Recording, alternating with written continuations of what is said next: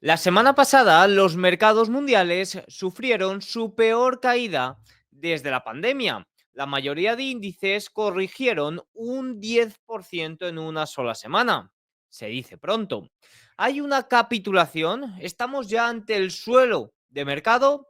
No lo sé, pero estos son los indicadores que hay que seguir para ello.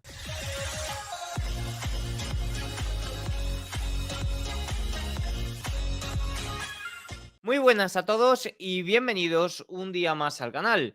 Hoy es domingo 6 de abril de 2025 y en este vídeo vamos a repasar una de las semanas más fatídicas de los últimos años. El viernes fue la sesión de mayor volumen, tanto en los mercados de acciones como en los mercados de opciones.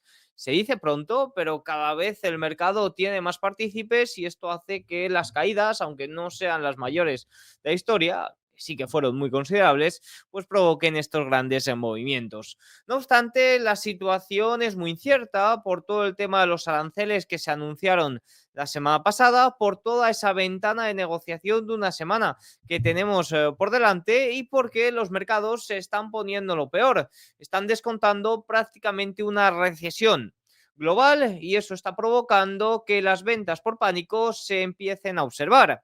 La pregunta clave es si estamos ya viendo una capitulación de mercado. Eso es uno de los puntos clave, ya no sea para adivinar el suelo, sino para ver si el rebote que podemos ver en las próximas sesiones, porque probablemente venga un rebote más pronto que tarde, es firme o no. Se puede comprar o no se puede comprar. Es un rebote del gato muerto.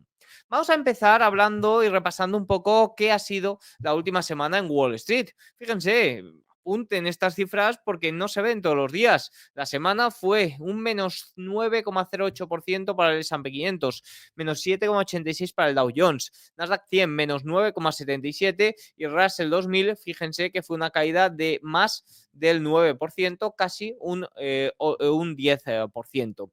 Fíjense que en lo que va de año los índices bursátiles americanos están totalmente destrozados en terreno de corrección durante el año, incluso prácticamente mercado bajista. Están en mercado bajista desde máximos históricos, pero prácticamente también desde inicios de año. Fíjense, S&P 500 se deja ya un 13% desde máximos, un 13% en lo que va de año, un 17% desde máximos, Nasdaq un 17% desde inicios de año, más de un 20% desde máximos, Russell un 18% en lo que va de año, más de un 20% desde máximos. Oficialmente, Nasdaq y Russell, ahora lo veremos, están en mercado bajista. Pero fíjense que también fue una semana fatídica para el resto de índices, como por ejemplo los europeos. Eurostoxx 50 se deja un 9% abajo, DAX otro 8%, CAC 8% abajo, Italia, fíjense que su principal índice bursátil se deja un 10% y España, el IBEX, se deja un 6% prácticamente en su totalidad el viernes. Esto hace que los índices europeos ya prácticamente logren aguantar en positivo en lo que va de año 2025. Fíjense que el IBEX con una subida de un 7% es de lo que se salva o de lo poco que se está salvando hasta ahora en Europa.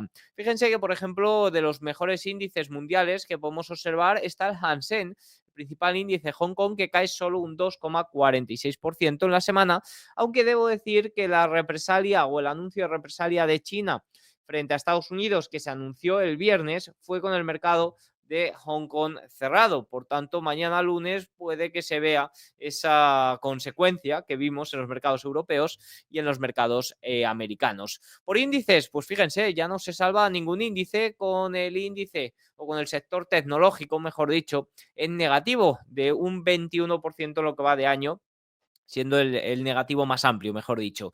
Discrecional, menos 18,53 y todos los sectores, ya incluido energía y real estate, que era lo poco que se salvaba, ya en negativo. Fíjense, salud, menos 1,66 y consumo defensivo, que si bien es lo que mejor está aguantando el tipo, está también muy ligeramente en negativo. Por cierto, infografía cortesía de los amigos de Morán Capital, tienen abajo en la descripción enlace. Fíjense, el viernes fue la sesión de mayor volumen en la historia del mercado bursátil estadounidense medido por el total de acciones negociadas en las bolsas. No solo eso, sino que el viernes se negociaron, atención, más de 100 millones de opciones, la mayor cantidad registrada en un solo día.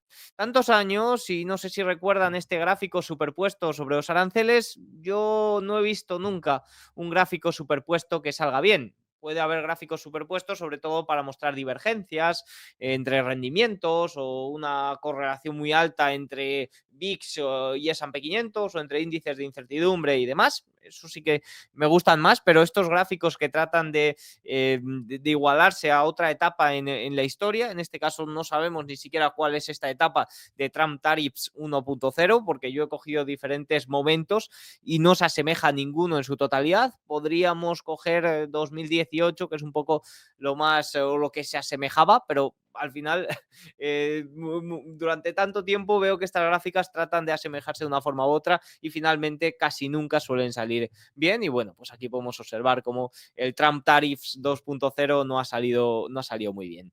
Esta fue la peor semana para las acciones mundiales desde el COVID, desde el año 2020. El S&P 500 ha perdido, fíjense, un 10,5% en los últimos 2 días, una auténtica locura, y se deja un 17% desde máximos de hace un mes y medio. Fíjense que el viernes solo 489 miembros, no, o sea, pues solo 11 miembros, bueno, no, lo tengo aquí, solo 13 miembros, 490, a ver, no me salen los números, ¿eh? El viernes 489 miembros de S&P 500 cerraron en negativo, la mayor cantidad desde la crisis bancaria regional de marzo de 2023, vale. Es que son datos de dos fuentes distintas, la fuente de Coifin me dice 491. Alrededor entre 489 y 491 valores que cerraron en negativo el viernes y se trata de una de las cifras más altas pues, de los últimos tiempos. Fíjense, solo desde aquella crisis bancaria regional de marzo de 2023 que se salvó como se salvó. También hay que tenerlo en cuenta, que aquello no pasó a más debido a que la Reserva Federal abrió esa ventanilla de liquidez con estímulos, entre muchas comillas. El S&P 500 ha perdido 5,4 billones de dólares en solo 2 días. Sorprendentemente, la pérdida ha sido simétrica, 2,7 billones por día, tanto el jueves como el viernes, lo que sitúa esta caída en la segunda y tercera mayor de la historia. No sé exactamente cuál fue la segunda y la tercera porque han perdido prácticamente lo mismo. Lo que sí que veo es que es difícil desbancar aquel menos 11% que se marcó en el S&P 500 con toda la capitalización bursátil que suponía el 16 de marzo de 2020. Aunque parece poco, históricamente el ratio precio-beneficio, el PER de toda la vida del S&P 500, cae a un promedio 15,6 durante las caídas que preceden a recesiones económicas. Y fíjense que en este momento ha caído, pero se encuentra más o menos en torno al nivel de 22. Todavía ha corregido en cuanto a valoraciones, pero sí que es cierto que veníamos de unas valoraciones quizás bastante exigentes, sobre todo en algunas principales compañías. El S&P 500 ha caído un 13,7% en los primeros 64 días de cotización 2025, el sexto peor comienzo de la historia. Y como pueden observar, aquí salvando el año 2021, hay muchos años de aquella década fatídica de 1930. Y claro, también están saliendo muchas comparaciones con aquel entonces. Y me acaba de entrar hoy mismo, domingo, el correo de uno de los correos que manda semanalmente Michael Howell y decía: muchos buscan paralelismos, pero no estamos en la década de 1930. La Gran Depresión estadounidense fue consecuencia de una deflación monetaria extrema. Actualmente no hay evidencia de deflación monetaria, concretamente del creciente auge del papel moneda. Más bien la fortaleza del mercado del oro indica justo lo contrario, la inflación monetaria a largo plazo, marcando o diferenciándose un poco de estas corrientes de catastrofistas de 1930, diciendo que estamos en una situación totalmente distinta. Sí que se está tratando de una forma u otra pues de desacelerar la economía, como ya hemos mostrado en diferentes vídeos sobre este plan de Donald Trump, pero sobre todo lo que se quiere es reducir un poco esa gran inflación o la aceleración de esa inflación monetaria que ha habido en los últimos años. Evidentemente no se va a poder devolver ese poder adquisitivo a los ciudadanos, pero sí que se está intentando, o la nueva administración está intentando, que ese crecimiento no se mantenga de una forma tan brusca. Lo está llevando a cabo, o lo está anunciando con un mercado, con un mensaje bastante populista. Esto sí que es cierto. Con ese mensaje de redistribuir la riqueza, o por ejemplo, Scott Bessent publicaba o comentaba en una de sus últimas entrevistas de quitar dinero a los ricos y darse a los pobres, ¿no? Un mensaje que generalmente no va muy en línea de, sí, son comentarios mucho más por el lado de izquierdas, que quizás no se los atribuimos a partidos políticos más de derecha. Yo digo izquierda y derecha pues para que me entendáis, pero sin duda parece curioso, pero es una situación totalmente distinta, porque al final la forma en la que se quiere hacer, ya veremos si sale bien o no, es eso, es tratando de reducir la inflación monetaria, es tratando de cambiar ese peso del crecimiento económico del lado público al lado privado, pero para eso tienes que tocar algunas teclas de lo público que se va a llevar por delante al crecimiento económico. Sin duda es un mensaje populista, la forma de hacerlo es totalmente contraria, porque el mensaje de izquierdas de redistribución de riqueza va muy ligado a aumento de la deuda para tratar de apoyar a los percentiles más bajos. Aquí es totalmente lo contrario, pero entre medias sí que es cierto que las cosas pueden salir muy mal. Veremos si no se pasan de rosca, que de momento ese riesgo de desaceleración económica sí que se está poniendo sobre la mesa. Volvamos a los comentarios de mercado. La última vez que el S&P 500 cayó tanto y tan rápido, la Reserva Federal tuvo que intervenir con un paquete de rescate, que fue en la pandemia. De hecho, desde el jueves, el mercado también está comenzando a descontar la probabilidad de un recorte de tasas de emergencias entre reuniones, ya que la próxima reunión de la Reserva Federal es para mayo. Sinceramente no lo creo, viendo el dato de empleo que conocimos el viernes y escuchando los comentarios que llevó a cabo el mismo Jerome Powell, presidente de la Reserva Federal, el viernes. De momento, oye, no parece ser que vaya a ejercer esa presión por parte de Donald Trump. No obstante, no tiene por qué llevar a cabo las bajadas de tipo de la Reserva Federal, sino que simplemente con intervenciones verbales, diciendo que llevará a cabo la bajada, puede que sea suficiente. Pero bueno, de momento no estamos en ese momento. Las reservas bancarias no están mostrando señales de pánico, señales de que tenga que haber intervenciones de forma rápida, y estaremos observando sin duda también lo que ocurre, porque oye, el crédito sí que se ha movido bastante durante esta semana y también dando señales quizás de alerta. El Nasdaq se unió al Russell 2000 en territorio de mercado bajista, bajando más de un 20% desde sus máximos históricos. Las acciones de los 7 magníficos perdieron 1,4 billones de dólares en capitalización de mercado esta semana. Se trata de la mayor caída de la historia en una semana. Sí que es cierto que ha habido mayores caídas en mercados bajistas, sobre todo el año 2022, pero en una semana ha sido la mayor. Las acciones de inteligencia artificial relacionadas cayeron drásticamente esta semana y acumulan una caída bastante drástica en lo que va de año 2025. Y Bessent decía en una de sus últimas entrevistas: esta caída de mercado no es por los aranceles, empezó con DeepSeek y la caída de las empresas de IA. Es un problema de los 7 magníficos, no del MAGA, no de la política económica de Donald Trump. Hombre, discrepo bastante, la verdad, pero tiene razón en que los 7 magníficos ya se veía desde hace tiempo que podían suponer un gran riesgo para los índices, porque tenían una concentración muy alta, porque el crecimiento de sus ingresos se iba a desacelerar y porque, oye, en algún momento tenían que sufrir esta corrección. Pero sí que es cierto que la corrección es de forma generalizada y no centralizada en los 7 magníficos. Que alguno de los 7 magníficos ha tenido caídas muy considerables, como por ejemplo Tesla, más de un 50%, Nvidia, más de un 30%, sí, ok, pero es una caída muy generalizada y no ligada exclusivamente a ese riesgo que suponían los 7 magníficos. Ahora, si vemos que el resto de valores se recuperan mejor que estos 7 magníficos, pues oye, ahí sí que podríamos justificar un poco todo esto, pero no me parece realmente suficiente para justificarlo. Todos los sectores cerraron en rojo durante la semana, encabezados por la energía y el sector tecnológico. Consumo básico y servicios públicos, utilities, fueron los menos afectados, aunque sí que es cierto que sufrieron con la mayoría de sectores, como pueden ver, en rojo. Fíjense que el VIX, el índice de volatilidad esperada basado en opciones del S&P 500, tuvo su mayor salto semanal desde febrero de 2020. cerrando en el nivel de 45. Se trata de su nivel más elevado desde el 5 de agosto, aunque ha tenido su mayor cierre desde la pandemia.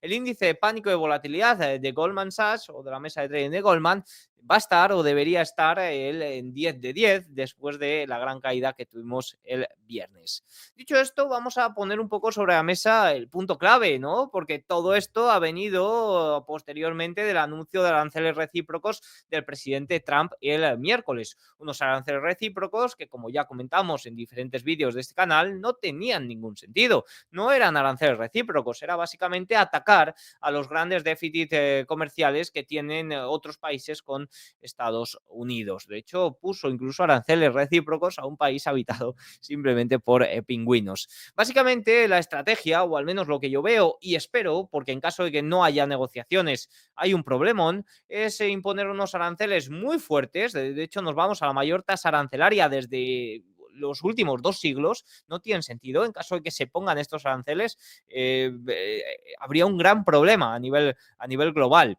Pero bueno, se llevan a cabo para forzar negociaciones. Al menos esa es mi idea. Y digo, si no ocurre esto, tenemos un claro problema. Ahora, parece y solo parece que está ocurriendo. Fíjense, la Casa Blanca ha señalado hoy, domingo, que más de 50 países se han puesto en contacto con Trump para iniciar una negociación sobre los aranceles que ha anunciado esta semana.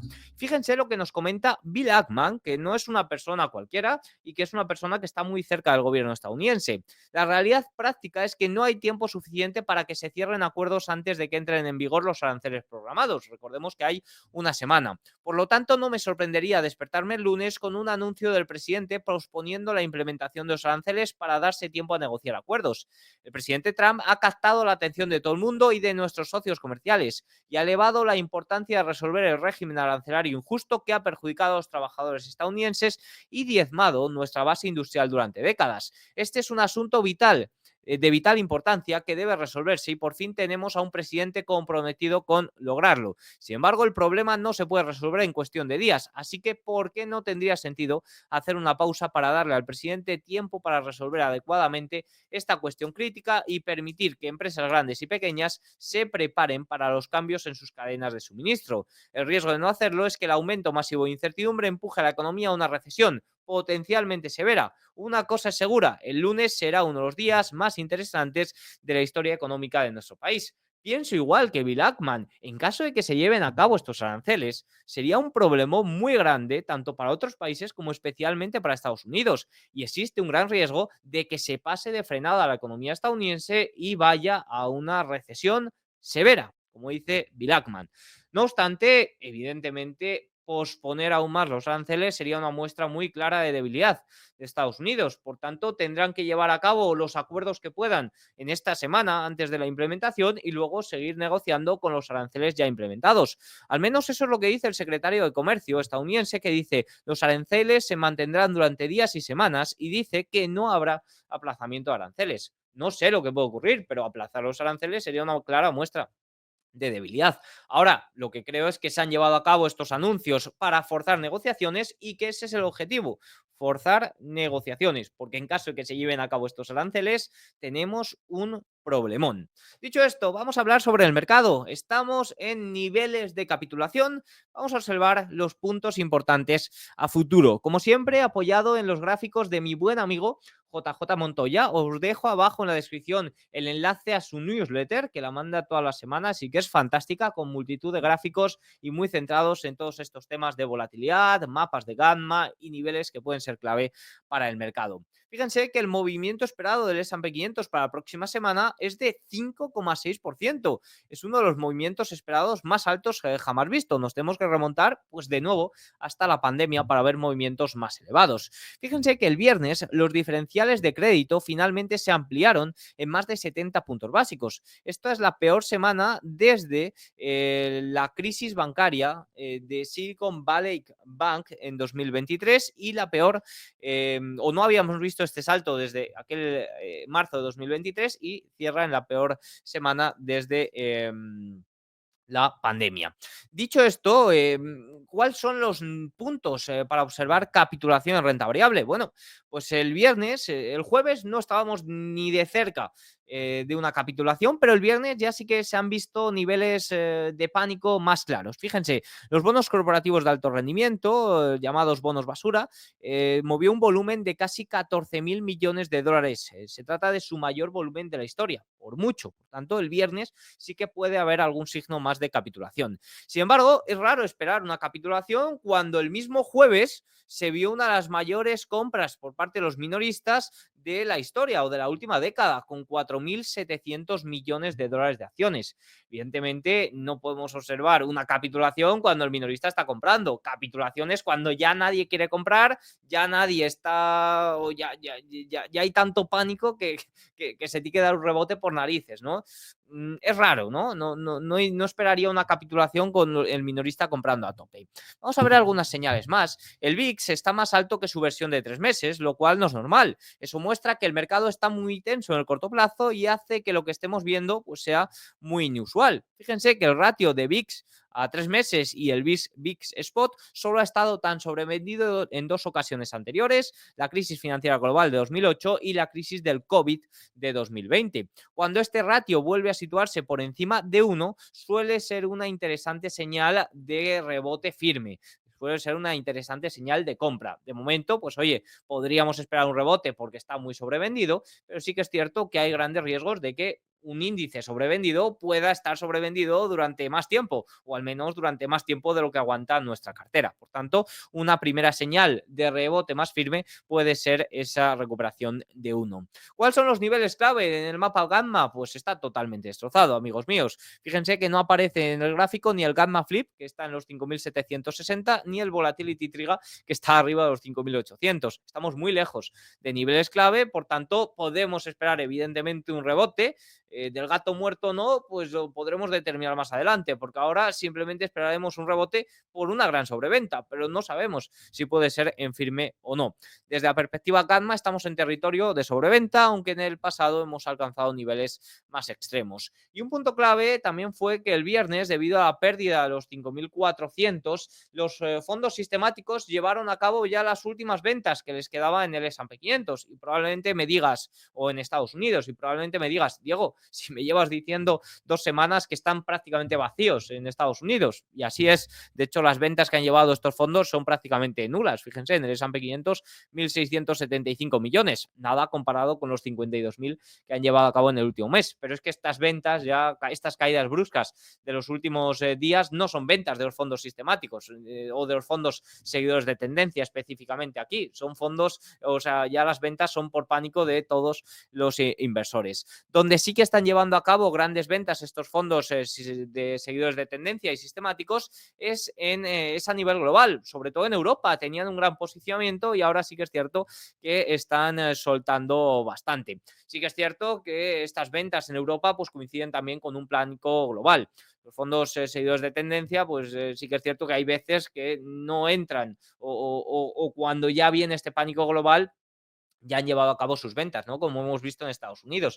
Las grandes ventas las llevaron a cabo a inicios de marzo y ahora que hay pánico global, estos fondos prácticamente no pueden llevar a cabo ventas porque están totalmente vacíos. Pero bueno, sí que es cierto que esta vez en Europa o a nivel global ha coincidido. Europa estaba manteniendo un muy buen tono hasta esta semana. Por último, un buen indicador para observar también cuándo el mercado puede tener mejor comportamiento. Ya hemos visto esa señal del VIX, que es una señal bastante clara. Estamos viendo cómo para que haya una capitulación total no tiene que haber compradores. Estamos viendo que todavía queda alguno, pero sí que es cierto que todo este movimiento del S&P 500 viene en base a la gran incertidumbre comercial que existe. Este gráfico es muy bueno, cortesía de mi buen amigo Javier del Valle, que se lo he visto y me ha gustado mucho, y es como la correlación entre la incertidumbre comercial y el S&P 500 invertido es bastante elevada, ¿no? Por tanto, si el mercado ya se está poniendo en lo peor y empiezan a haber noticias de negociaciones, noticias de acuerdos, pues sí que es cierto que ahí el mercado es cuando podría corregir, cuando la incertidumbre comercial se vea también menguada, ¿no?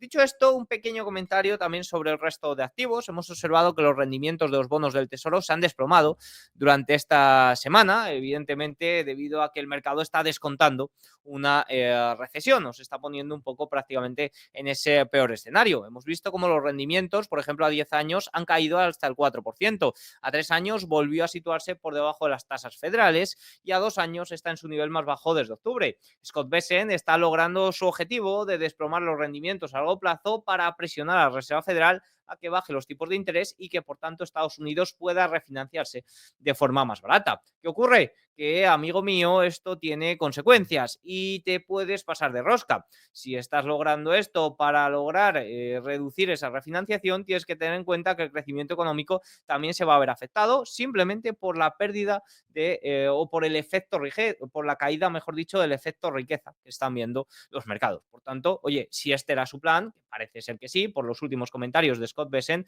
es cuanto menos arriesgado. No obstante, sí que es cierto que los sólidos datos de empleo y los comentarios de Powell del viernes hicieron que los rendimientos recuperaran algo de terreno. Por ejemplo, el rendimiento americano a 10 años llegó a casi al 3,8% el viernes, finalmente cerró en torno al 4%.